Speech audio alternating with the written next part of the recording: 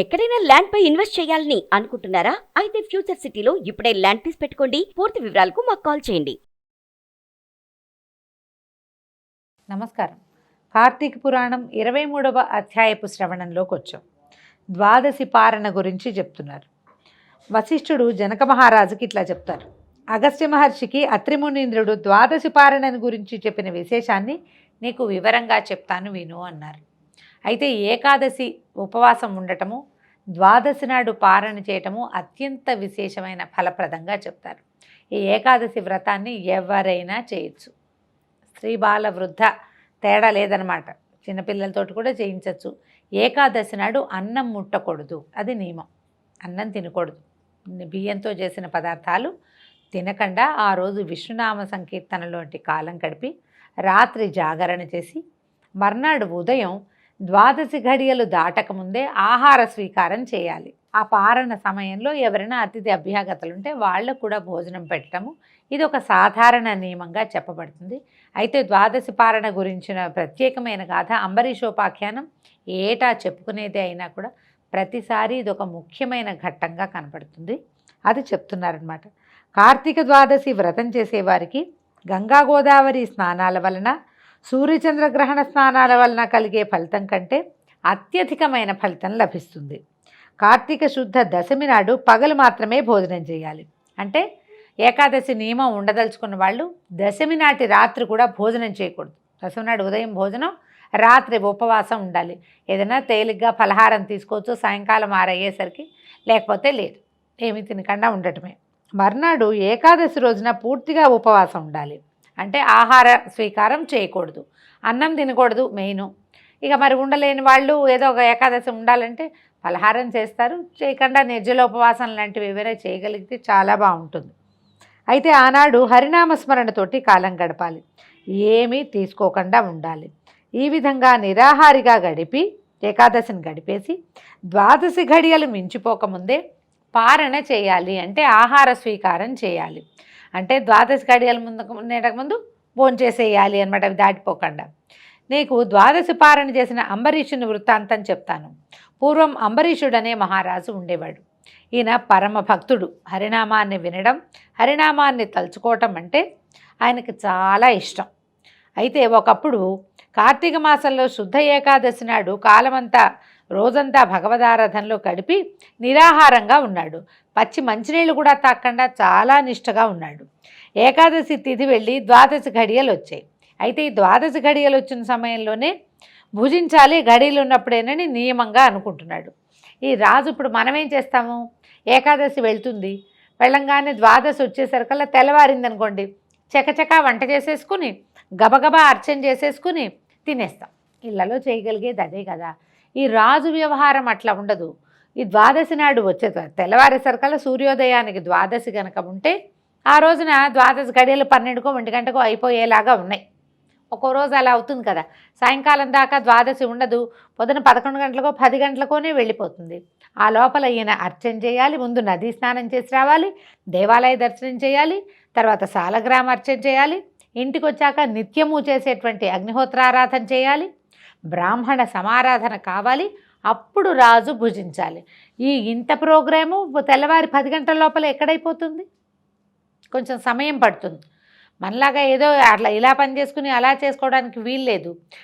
ఎంతో బ్రాహ్మణ్యాన్ని పిలుస్తారు, ఎంతమందో పండితులు వస్తారు, వాళ్ళందరినీ పేరు పేరున అర్చించాలి, చకచకా చేస్తారు. ఘడియలు దాటే లోపల పారణ చేయాలి, అది నియమం. ద్వాదశి దాటితే ఏకాదశి ఉపవాసం ఉన్న ఫలితం ఉండదు.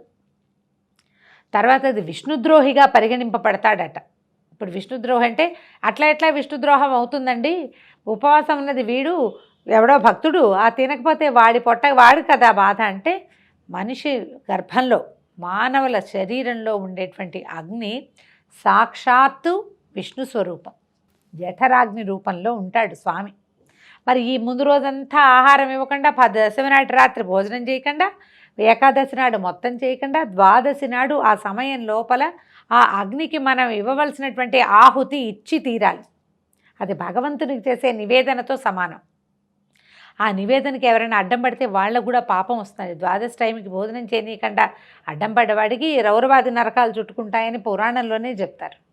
ఇది ఒక లెక్క ప్రకారం జరగవలసిన విధి అనమాట. అయితే ఈయన ఏం చేశాడు, ఇది ఘడియలున్న సమయంలోనే చేయాలి, అవాళ ఏకాదశి వెళ్ళి ద్వాదశి చిన్న సమయమే ఉంది, త్రయోదశి మీదకి వచ్చేస్తోందనమాట. సరే ఏమైంది, ఈయన భోజనం చేద్దాం అనుకున్నాడు. ఇంతలో దూర్వాస మహాముని వచ్చాడు.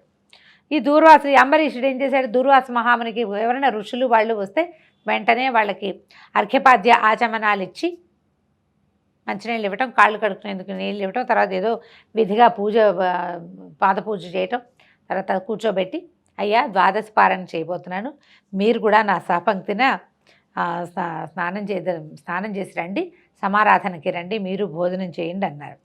సరే ఏం చేశాడు, దూర్వాసుడు ఒప్పుకొని అంబరీషుడు కోరిక అంగీకరించి నదీ స్నానానికి వెళ్ళొస్తానని నదికి వెళ్ళిపోయాడు.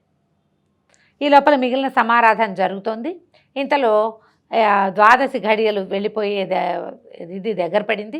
దూర్వాస మహాముని ఎప్పటికీ రాలేదు. కానీ ఎంతసేపటికి రాకపోయేసరికల్లా అతిథి అభ్యాగతలు నారాయణ స్వరూపులే.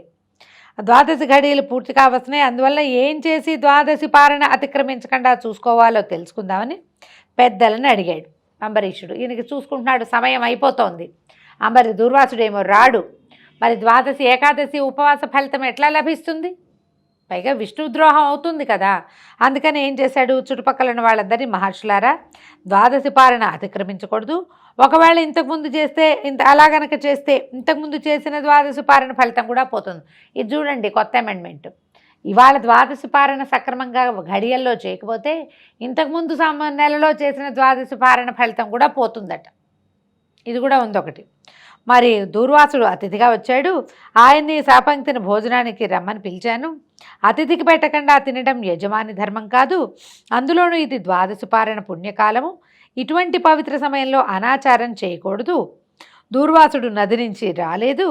ద్వాదశి ఘడియలు సమాప్తం అయిపోతూ ఉండటం వల్ల ఇప్పుడు నేనేం చేయాలో మీరు సూచించండి అని అడిగేసరికల్లా దూర్వాసుడు అనుకోకుండా వచ్చిన అతిథుల్లోనూ అన్నార్తులలోనూ కార్తీక ద్వాదశి పారణలోనూ పరమేశ్వరుడు అగ్ని రూపంలో ఉంటాడని వేదం చెప్తోంది. చూడండి, అతిథి అభ్యాగతుల గర్భస్థుడుగా ఉన్నటువంటి అగ్ని, ద్వాదశి పారణలో సంతోషపడేటువంటి అగ్ని, 3 అగ్ని స్వరూపాల్లోనూ పరమేశ్వరుడు కొలువై ఉంటాడు.